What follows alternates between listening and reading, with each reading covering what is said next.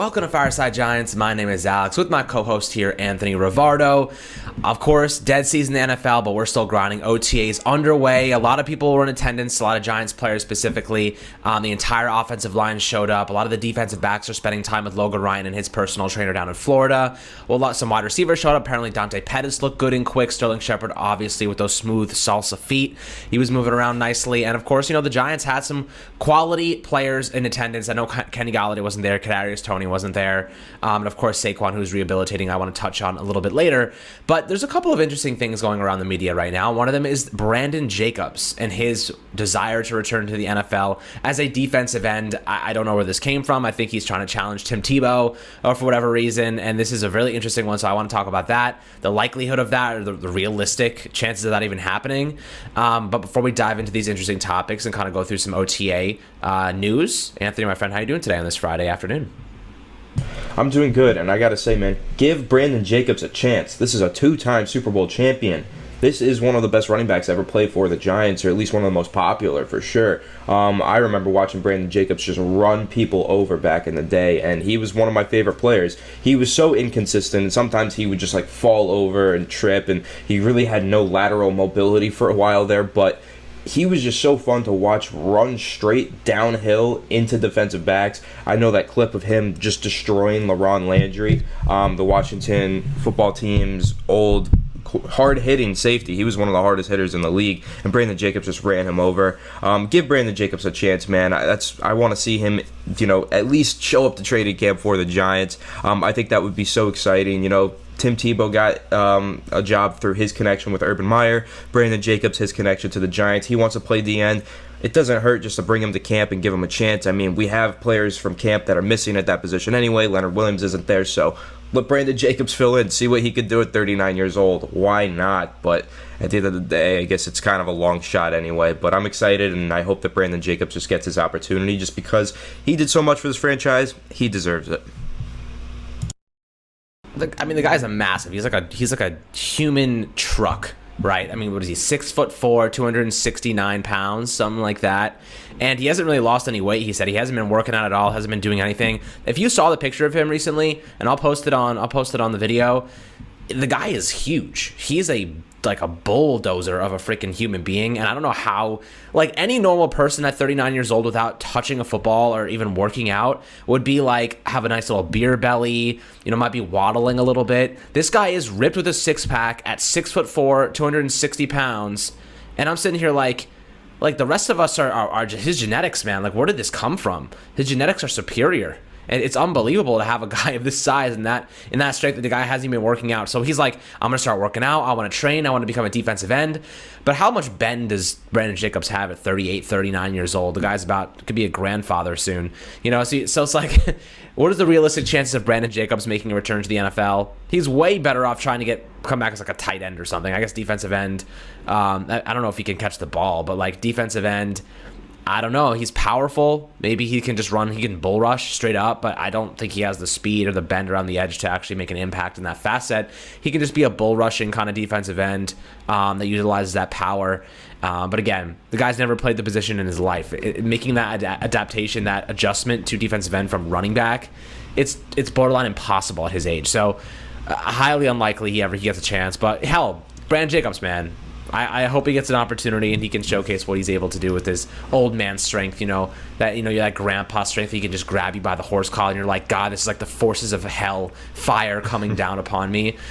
It's a ridiculous type of strength that he probably has. But Brandon Jacobs, he did make a tweet about this right before we started recording. I don't know if you saw. He said, I don't think I can give up all this good food. I don't know about this comeback, LOL. I can't eat chitterlings. Man, I'd die for those. So I don't know if Brandon Jacobs was that serious about this comeback. Trolling us. He's trolling. Listen, in terms of him moving to defensive end, I think, he's not going on the edge because he doesn't have the bend or flexibility.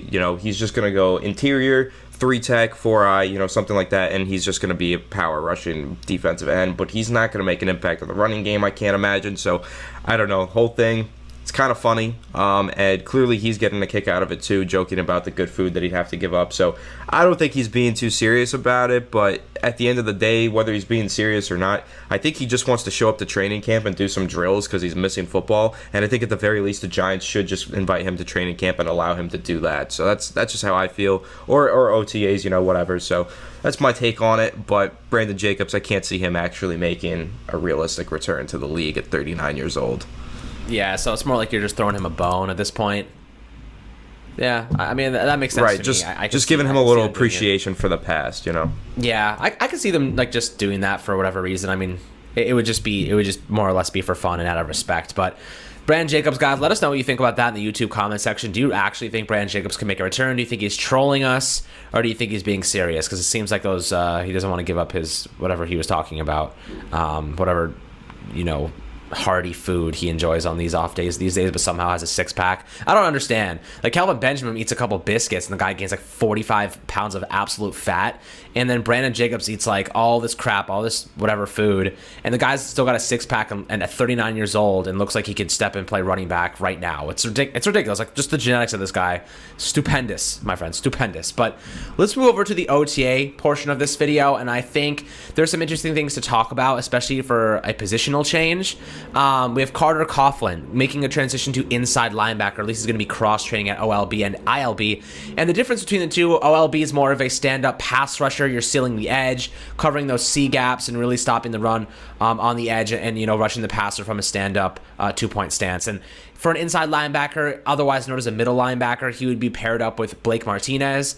And I think primarily the reason that they're doing this is because Carter Coughlin's a little bit undersized. He's about 6 foot, I think 3 and 235 pounds or something like that. He's not that tall. He's not that big of a guy. So I think they kind of see him as somebody who could play at the second level and utilize those pass rush moves as a blitzing middle linebacker and not a blitzing outside linebacker. So he can really expose those gaps, utilize that speed he has, but also act as a quarterback spy. Something that we saw against Seattle. He did such a tremendous job keeping Russell Wilson contained in the pocket and really limiting him from moving outside of the pocket, throwing on the run, making, just plays with his legs. And I think that's where Carter Coughlin really enters the fold here. He can be a good spying middle linebacker. He can play the run effectively. He can rush the passer from a middle linebacker perspective, but he's not going to be much of a pass coverage guy. He's not going to be able to man up with tight ends. He's not going to be able to man up with running backs. He did struggle in that fast set last year, so he's really going to be more of a pass rushing situational middle linebacker who I think they'll put in maybe on third downs to rush the passer with an extra guy, or maybe early downs to stop the run. They can do a couple things with him, but I think Tay Crowder is going to get the first crack, Mr. Irrelevant from last year, at this starting job next to Blake Martinez. He actually showed a little bit of flashiness in coverage. He's pretty athletic. He's pretty much an overall average player. I don't think he's going to be above average. I don't think he's going to be below average. I think he'll be a borderline just average across the board player, average in coverage, average in run stopping, average in tackling, and that's fine with me. Pairing him with Blake Martinez, who is an above average run stopper. He's an average zone coverage guy. And he's our Mike linebacker. He's the guy that calls the plays. He's essential to this team, Anthony. So when you're looking at Carter Coughlin, is he more of a situational guy in your eyes? What is Tay Crowder's outlook for you and this linebacker core, going into the season? Well, I think both of them are very athletic. Tay Crowder did play really well as the secondary inside linebacker last season. In terms of being an average player, that's tremendous value for the final pick in the 2020 NFL Draft. To get an average player out of that is just, phenomenal. So I think that he does have the potential to be at least average to slightly above, because Tay Crowder was pretty good for a 7th-round rookie, and he did flash some pretty impressive play. And with Carter Coughlin, I actually love this move to switch him to inside, off-ball linebacker, because with him, what I see is a guy who wasn't really winning off the edge, but was doing a lot of great things in QB spy and QB contain. And a lot of that came from the moments where he was playing the off-ball linebacker position, the inside linebacker position. Basically, what they liked to do, have him play the QB spy, so he just roams around the offensive line, watches the quarterback takes off, he takes off and takes him down. We saw him do that against the Seattle Seahawks. Another thing that they had him do, and they also had Tay Crowder do this a lot, so I think that their roles are going to be kind of interchangeable. Whoever's playing better is going to play more, but they're going to be playing the same role. Another thing that we saw those two players do was, from the off-ball inside linebacker position, there would be a lot of twists and stunts, right? And I saw Blake Martinez do this as well, where they would be on the inside of formation. The edge defender would be on the outside of formation. Those two would swap. You'd have the edge rusher rush through the interior around the guard and center because those are usually your worst pass protectors, so you might as well get your best pass rushers on them. And then they had the inside linebackers go around to the tackles and just play QB contain. That way the quarterback cannot scramble because if they go out, you've got really good instincts on inside linebackers who can make this tackle and take the quarterback down. So we saw Tay Crowder do that a lot. We saw Blake Martinez do that a good bit. And I think that's where you see Carter Coughlin really fit into that role. That QB spy, QB contain. Basically, any week that the Giants are going up against a mobile quarterback, expect to see a lot of Carter Coughlin just playing the spy and playing the contain, making sure that the quarterback doesn't use his legs to kill the Giants' defense. That's ultimately what I see from Carter Coughlin. I do like him a lot. I know he was a really productive pass rusher for Minnesota in college, and I did do a film breakdown on him in the last summer, like before we even saw him play for the Giants. I thought that he was kind of a steal. I liked him a lot. I liked him more than I liked Cam Brown. I did the film breakdown on the both of them. I thought that Carter Coughlin did have some decent pass rush moves, and he was a pretty good player. Just needed time to develop, and they developed him a little bit. Maybe they feel like he hit his ceiling as a pass rusher already, so now they want to use him in a variety of ways and try and get him some more manufactured pressures. Get him from the inside linebacker position blitzing. That's a better way of getting some good pass rushing opportunities for him, since he'll be blitzing into the guards and centers who, again, the worst pass protectors on the field. So I love this move for Carter Coughlin. I think it's going to be great for him, and I think that, like I said, expect to see him on the field a lot more during games where we're going up against a very mobile quarterback. And I think that's spot on. I think that's a great evaluation of what Carter Coughlin is really going to be meant to do next season, just really limiting running quarterbacks as a spy and helping mitigate those big plays. But this OTA period is really just a walkthrough for the most part. They're going to have guys like Carter Coughlin, maybe cross-training like Kelvin Benjamin, wide receiver, tight end. It's really, they actually had some 7-on-7s, 11 versus 11s. More of just a controlled setting for Joe Judge, though. Walking through these guys, no contact, no collisions, just starting to grasp the idea of playing football again. It's been a couple months now, obviously, and now they're kind of looking to take a step forward, really get things in the right direction with all these guys that did show up. I think about 70, 65 players showed up to OTAs yesterday, which is a great number. And one guy who got a lot of praise is Daniel Jones, quarterback Daniel Jones. And God help me, if Pat Leonard asks one more freaking dumb-ass question, I'm going to lose my mind. And at this point, I'm just tired of it. And if you guys didn't hear, of course, this question comes up every other conference session. But Leonard had the audacity to ask once again, Joe Judge, we have all this draft capital. Are you thinking about using it to go get one of those big quarterbacks like Aaron Rodgers or Deshaun Watson? We know the freaking answer. The guy's answered 16 times already. I don't understand. Why can't you just ask about the players that we do have? Why can't it be about the rookies, the excitement about them, this, that? Why can't it be more positive? Why does it always have to be scrounging for a fucking answer? Sorry for my language. Just for an answer that's just it just pisses me off, guys. Because we want to actually get to know something about this team. We want to learn about the system, the scheme. We want to learn about stuff that they're going to be doing for this upcoming season. But instead, we have to be learning about the one question he has to ask. Are we going to be using stuff to rate a quarterback? Of course Joe Judge is going to say Daniel Jones is their guy. It's we know the answer. Joe Judge is never going to say, oh yeah, imagine the world we live in, the universe, the alternative freaking universe that we live in. If Joe Judge was sitting there you know what, I think we might go out and try and get Aaron Rodgers. When the hell would that ever happen? It's just ridiculous to me that the guy has one question to ask, and all the other questions were phenomenal. They were great questions. I got some great answers, but just that you have your one question and you waste it on stuff that we don't want to know and that we already know the answer to. It's just nonsense, man. Do better. Straight up do better. Otherwise, give that question to somebody else. Preferably us, but you know how I feel about that. So, Daniel Jones, his birthday was yesterday, so happy birthday, 24 years old. The guy is an infant. I'm 24. He's way more muscular than I am. He's doing much better in life, apparently. So, hopefully he can take a step forward. He can really blow me out of the water.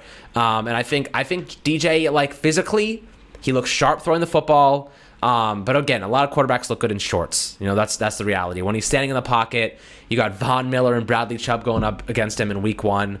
that's when we're going to see the real Daniel Jones. That's where we're going to see what he's really made of instead of just practicing in shorts and throwing darts to his receivers and playing catch with, whoever else is on the roster. Anthony, what are you thinking about this question from Patty? Not Trina, love Patty Trina, Pat Leonard. Just ridiculous question again. I just can't get over it, man. Like, what's the freaking point? What's the freaking point? Pisses me off. It's a Friday. I don't want to talk about this crap. What are you thinking, Anthony? Okay, so with this question, you're supposed to ask questions to the head coaches. Like, when you're doing these interviews, you're supposed to ask questions that they're going to answer, not questions that they're not going to answer. We all know that even if Joe Judge is actively trying to trade for Aaron Rodgers right now, he's not going to tell us that.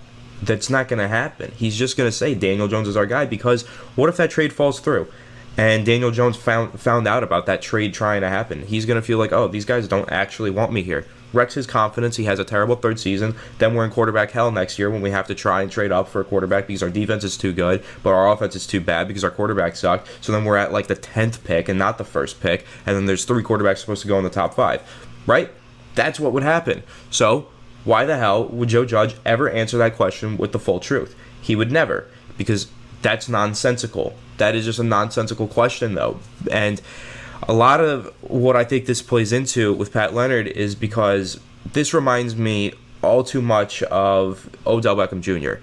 There's just this one reporter, the same reporter, who is asking this one question, the same question, repeatedly, every single time a specific person does a press conference. Are you going to trade Odell Beckham Jr.? Are you guys looking to trade Odell Beckham Jr.? Are you looking to trade Odell Beckham Jr.? It just kept happening and happening and happening and happening. And eventually got to the point where it became such a distraction for the media, and it became such a distraction for Odell, and he started to act out because of it. And then eventually it did drive him out of New York. If the media had handled that differently, and I am really mainly talking about Pat Leonard because I feel like he was the main crux of this, the way that he was constantly persecuting Odell Beckham Jr. in his articles and in his analysis on Twitter and in his press conferences with the team persecuting Odell Beckham Jr., that's ultimately what drove Odell out of here and had the fan base turn against him, because believe it or not, guys, the media does affect the way that you think about this team. If the media keeps shoving the same thing down your throat over and over again, and when they do it to the team specifically, when this guy keeps shoving this idea down the team's throat, it's going to change the way that the fans think, and it's going to change the way that the team thinks, because they're going to get this notion that, oh, the outside perception of this player is that he's terrible for our locker room, that he's affecting things, and nobody wants him here, so we got to get rid of him. Think about this. Giants fans all banded together and made a huge campaign to get Kenny Golladay.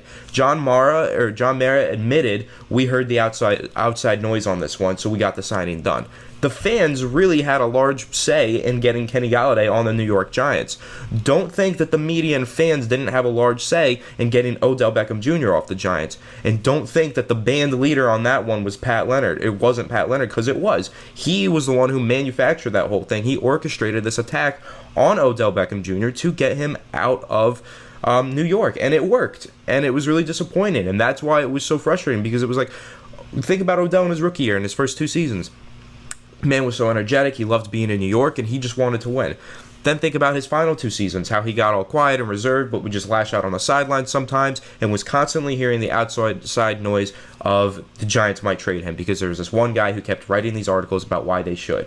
And that was the problem there. So now you're just seeing the same guy do the same thing with our quarterback, and that's something that Giants fans should really take personally and stand up and say, no, this is our quarterback, you're not going to do this, you're not going to keep asking these stupid questions about all these fake trade rumors and trying to get our quarterback out of here. It's not going to happen. You're causing dysfunction for this team for no reason. You're causing just media drama for your clicks, for your benefit, and you're making life and the sport less enjoyable for Giants fans and Giants players who have to put up with these ridiculous questions because they're nonsensical. You know that you're not going to get a good answer out of them, because why would they give you a truthful answer in the first place if there was any truth behind it? And then, of course, it's just not going to happen. Aaron Rodgers is likely not going to get traded. We all want to see him get traded, but if he does, it's not going to be to the Giants, because Joe Judge doesn't want to trade for a quarterback. It's over. Like, just put it to rest. Stop asking the same question over and over like you did with Odell. It's ridiculous. I just want to see people ask questions like, so Daniel Jones faced single high coverage on 78% of his deep 20-plus yard attempts last season. Do you guys see that as a strength or a weakness? Take some stats and then bring that to the team and then ask them questions about it so we can get some analysis from the team on their own players. I want to learn about this team. I want to learn about the players, and I want to learn about how this team thinks about its players. I don't want to learn, no, Pat, we're not trading for a quarterback, because we already knew that. Everyone already knows that. Get some good questions out there. Please be better. I'm begging you to be better, because I think this team is actually really open to speaking to the media, and they do a lot with the media, and I think that they're really open to speaking in more depth than you're allowing them to, because it's all about good questions to get good answers, and the questions, or at least this one, is just really, really not good and damaging. And this one just pissed me off. I didn't like this, and Joe Judge clearly didn't like it either. And you guys know I've always got Joe Judge's back. I'm the number one leader of the Joe Judge fan club. I'll die on a hill for him. If he was pissed off at Pat Leonard, I'm pissed off at Pat Leonard. So that's that. Joe Judge, my king, and Pat Leonard, my mortal enemy. I love how he gave him some sass at the end too. He was like, Daniel Jones is our quarterback, Pat. He was like, just stop, bro. And I'm tired of hearing that question, man. They're just that's what I'm saying. It's the thing is, those questions may have been good when our Giants community was kind of in flux, when OBJ was the antics and the Eli Apples and the craziness of Ben McAdoo and everything, and Pat Shurmur in the beginning. Maybe those questions would have been more clickbaity, would have gotten them more money, more clicks, and more action. But now people are hyped about this team. They're excited about this team. They're they're looking forward to Daniel Jones taking a step forward. We've done the review. We've done the breakdowns. We've looked into the statistics. We know DJ can do these things. But instead, you have people trying to fight the narrative. They still trying to remain negative. They're still trying to insert just radicalism into this team, and just drama. You know what I mean? I don't want drama. I want to enjoy this team with good information, with good questions, and a lot of the beat writers do, and I love them for that. But Pat specifically, it's just whenever he has his opportunity, it's always some BS, man. And he's had some good stories in the past. He got the DeAndre Baker story, I think. He's had some good stories, but they're always negative. There's never a positive story that comes out of his mouth. There's never a positive question that comes out of his mouth. He's always looking for the negative, always looking for the home run. And it's just cover the team and do that. You can do both. You can be objective, but also positive and optimistic at the same time, which is how I like us to go. Anthony and I, we try to be objective and analyze this team objectively, but also be positive, because we do love this team. It's a little different dynamic, but you get the point. Let's head back over to actual Giants football, though, because I'm tired of talking about the BS of those questions. And Joe Judge had to say this about OTAs and really the purpose behind them. He says, essentially, it's to start developing some rapport on the field with these guys, right? And a big one is the quarterback and receivers. Obviously, you have John Ross, you have Galladay, and Kadarius Toney, who all missed practice. And it is voluntary. So you don't have to go. It doesn't matter why. It doesn't matter the reason. You don't have to show up to these practices. It's not a necessity, Anthony. Do you care about this? Do you think it's being overblown? Do you think that they should be there? Or are you mandatory practices are coming up. They'll be there. It'll be fine. They have plenty of time to work with. How do you see this? If it's mandatory, they have to be there. If it's not mandatory, they don't have to be there. So they're not there, and I don't care. I don't think it's a big deal. If you watch the clips of OTAs, the day one of OTAs, what exactly are we gaining from having, all of the players there? Why are we so upset that Kenny Galladay's not there? He's not even allowed to be touched. Have you seen, the Evan Engram reception that we saw down the sideline that he caught? The defensive back clearly could have broken that one up, but he's not allowed to touch Evan Engram. Evan Engram is just running through air. Air is his defense right now, which usually in regular season games is a challenge for him. But right now, in off-season form, not a challenge for Evan Engram to just catch some wide-open passes. Not a challenge for anybody. Kenny Galladay is not missing out from not being here, okay? Kenny Galladay is your contested catch guy. He'll show up when he has some catches that can be contested. When he can't be touched and he's just catching wide-open passes, what exactly is he gaining from that? I don't know. Leonard Williams, we know that man's always training like a madman anyway with outside sources. So have fun, go ahead and do that. Kadarius Toney, I'm sure he's probably doing the same thing. He's training with outside sources. I trust these guys. Joe Judge judged their character pretty harshly. He trusts them, so I do too. Like I said, man, whatever Joe Judge says, I agree with. So, I mean, I have full trust in Joe Judge. If he's not upset about these guys not being here, I'm not upset about these guys being here, and I don't think that Giants fans should be. Like I said, they're voluntary workouts. They'll be there for the mandatory ones, and if they're not, then we have cause for concern. But for now, I think that we just say, hey, they're not here. Oh, well, they're on the team, though, and I'm excited to see them in the regular season. And, you know, you can even say I'm excited to see them for the mandatory workouts because, like I said, I'm sure they'll be there for those. But I'm not worried about them not being there for the voluntary ones, and, yeah, that's really my take on that. All right, well, let's wrap this episode up talking about the defensive line and a couple outside linebackers that stood out in OTAs on Thursday and who have been looking good lately. Outside linebacker, the Giants have been really rotating those edge guys and trying to get good looks at Ellerson Smith and Azeez Ojulari. Smith, they're actually very high on. The guy's an athletic specimen. He ranked atop the RAS relative athletic score, and he's one of the most athletic guys on this team. He had the highest vertical jump of any defensive lineman in this year's draft class. Just insane. I think he hit the top one. And I'm excited to see how they use Ellerson Smith. He's really fast. He's got some underrated strength to him, but that speed is where he really stands out, which is why I think they're moving Carter Coughlin back to inside linebacker and middle linebacker because they think Ellerson Smith is going to beat him essentially. So they're like, we should just cross-train Carter Coughlin and really have him be like a run-stopping, like early down type of middle linebacker if we need him to be, and not much of a third down because if they're going to be passing the ball, it depends on the yard and distance, but I think he's a situational player at middle linebacker, and he can be a reserve guy at outside linebacker. Good to have some depth at both places. And I think Ellerson Smith, though, I'm really excited about him. I really think he can add some more muscle mass, add some size. He's going to be strong and fast. I think some heavy-footed offensive tackles will have some problems with him on the edge. Of course, Azeez Ojulari, I think he's going to have an impact day one. And then you have Lorenzo Carter, who made a comeback. He was participating fully after tearing his Achilles in week 5 last year. So that was a big sign for the Giants. He was in full action. I was really happy to see that because I know that injury is really tough to come back from. He's been working with Bruce Lombard, MMA trainer, to work on his handcraft. And I think that for the most part, we should expect Carter to make a full recovery. He was getting some nice reps before he went down. I think he should at least be in the play as a rotational potential starter guy. But the one guy that I think is going to be a starting player for us, and people are overlooking him, Afadi Odenigbo. I continue to talk about him because I really do think he's going to be a very good player for us this year. He was the Vikings' top-rated pass rusher in 2020. He's 6'3", 258-pound guy. He's a big, heavy, a capable interior defender. He can play the 3-tech. He can play the 4-eye.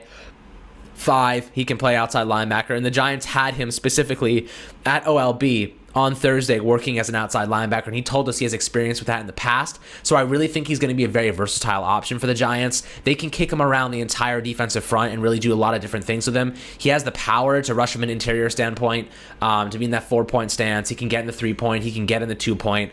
He's got all those things that Patrick Graham loves to use in terms of versatility, disguising, blitz packages, and moving him around so that they can expose mismatches depending on the team. So I love Afadi Odenigbo. I think he's going to be a great player for us, and I think he was a player the Giants kind of saw, and they were like, this guy can be tremendous in terms of value and production if we can put him in the right system, and the Giants have a system that fits a lot of molds. So I do like what they have with Afadi. Anthony, so when you're looking at this guys, Ellerson Smith, Afadi, who do you think is going to make a big impact? Who do you want to see more of? Maybe a position battle that you're thinking of at outside linebacker that might be standing out during training camp. So with Ellerson Smith, I think that he makes an impact day one on special teams. I think that, when you think about those guys that kind of remember Jason Pierre-Paul's famous blocked kick against the Dallas Cowboys in the 2011 season that won us the game in overtime? Think about his position on the defensive line. Why did he get that blocked kick? Because he's super lanky and has ridiculously long arms. That's what Jason Pierre-Paul had.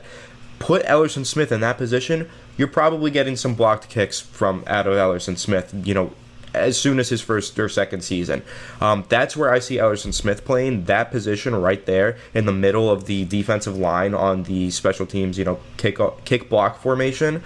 That's Ellerson Smith right there, and I think that he will actually make an impact and get some blocks from that position. So I think Ellerson Smith was mainly drafted for that reason. Plus, he has some skills and some, physical traits to be a rotational outside linebacker. So that's really what I see him there. Depth on defense, starting role instantly on special teams against kick field goals. So.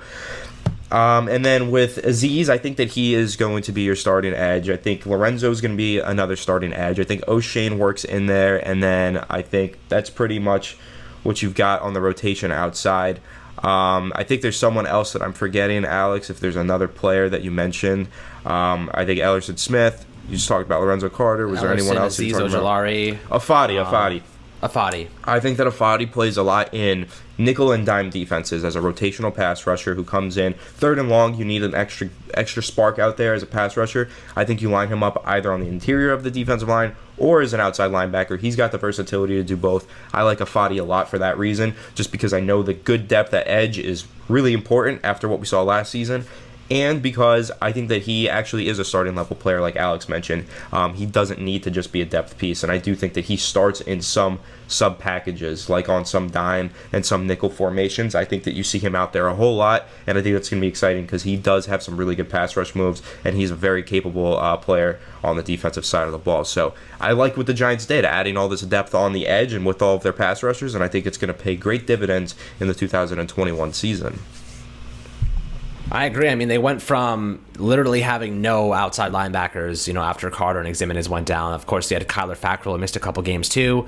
Carter Coughlin, Cam Brown, and Jabal Shared. They just didn't have the support. And it was clear, Gettleman even said it himself, we went into this offseason looking to add pass rushers, and they added Ellerson Smith, Azeez, and Afadi. 3 very capable and solid pass rushers that I'm very optimistic regarding. So I'm excited for this defense. I'm excited to watch these positional battles, and we'll cover some of those as time goes on. I'm really excited about it, and we should too. There's a lot to like about this team. People will remain negative, and justifiably so, because we have not been very good the past couple of years. But I feel very optimistic about this team moving forward, that we're at least going to take a positive step forward, which is going to be nice for us to experience. I'm really excited about that, guys. But I hope you have a fantastic Friday and weekend. Of course, we'll have another video out for you tomorrow and Sunday, covering anything that we can find to get to you, any newsworthy content, of course. And make sure to subscribe below on YouTube. Notifications on YouTube, Spotify, and Apple, my friends, of course. And we have a nice membership thing rolling out very, very soon. We have bronze, silver, and gold level membership options, and we'll have all different exclusive offerings for you, ranging from, exclusive live streams, private live chats, private giveaways, private Madden and fantasy games and seasons. And we're going to do some really cool stuff. Maybe we'll do some bar meetups and stuff in the city for games and whatnot, and season tailgates. But I'm excited about that, guys. So we're going to have that rolling out soon. It would mean a lot to us if you could support us on that. And it's a small fee per month, $5 maximum. And it really goes into a lot of our building of this channel and the quality of content that we can produce and everything more. We want to make this even bigger and bigger over time, so you can have an elite experience covering the Giants. That's all we want for you guys. We're working every day to make sure that you get what you need for this team. So we appreciate the support as always, and have a fantastic day. We'll catch you guys on the next video.